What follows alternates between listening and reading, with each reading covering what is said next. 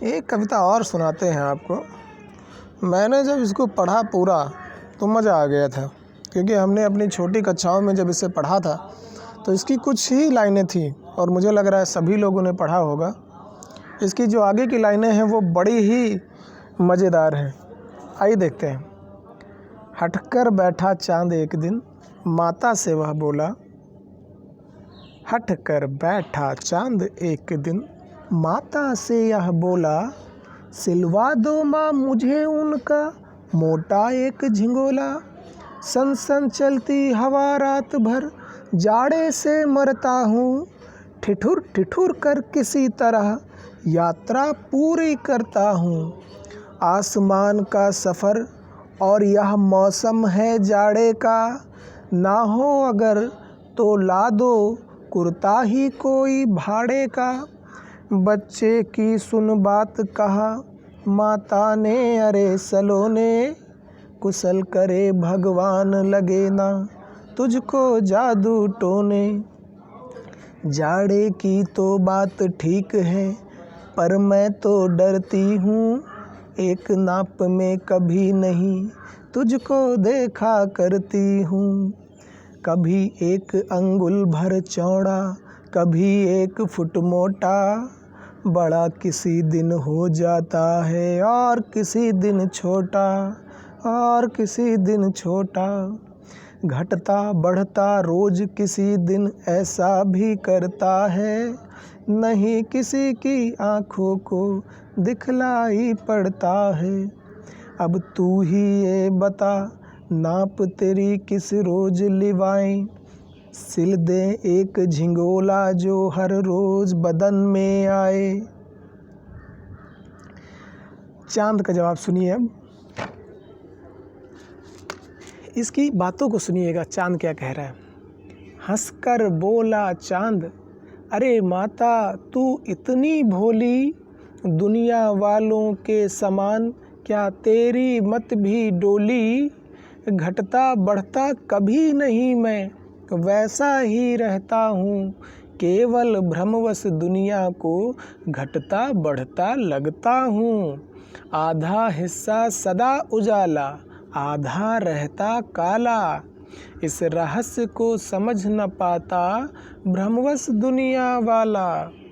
अपना उजला भाग धरा को क्रमशः दिखलाता हूँ, एक कम दूज तीज से बढ़ता पूनम तक जाता हूँ। और आगे सुनते रहिएगा, बोर मत होइएगा।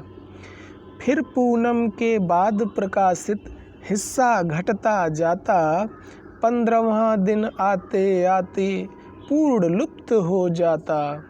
दिखलाई मैं भले पड़ूँ ना, यात्रा हरदम जारी, पूनम हो या रात अमावस चलना ही लाचारी। चलता रहता आसमान में नहीं दूसरा घर है, फिक्र नहीं जादू टोने की सर्दी का बस डर है। दे दे पूनम की ही साइज का कुर्ता सिलवा कर, आएगा हर रोज बदन में इसकी चिंता मत कर। अब तो सर्दी से भी ज़्यादा एक समस्या भारी, जिसने मेरी इतनी दिन की इज्जत सभी उतारी। यहाँ सुनिएगा, बहुत ही मज़ेदार है। यहाँ से मुझे बहुत मज़ा आया था, बिल्कुल उछल जाने जैसा है। कभी अपोलो मुझको रौंदा, लूना कभी सताता, मेरी कंचन सी काया को मिट्टी का बतलाता। मेरी कोमल काया को कहते रॉकेट वाले, कुछ ऊबड़ खाबड़ ज़मीन है, कुछ पहाड़ कुछ नाले। चंद्रमुखी सुन कौन करेगी गौरव निज सुषमा पर, खुश होगी कैसे नारी ऐसी भद्दी उपमा पर। कौन पसंद करेगा ऐसे गड्ढों और नालों को, किसकी नज़र लगेगी अब चंदा से मुखवालों को। चंद्रयान भेजा अमेरिका ने, भेद और कुछ हरने, रही सही जो पोल बची थी उसे उजागर करने, उसे उजागर करने।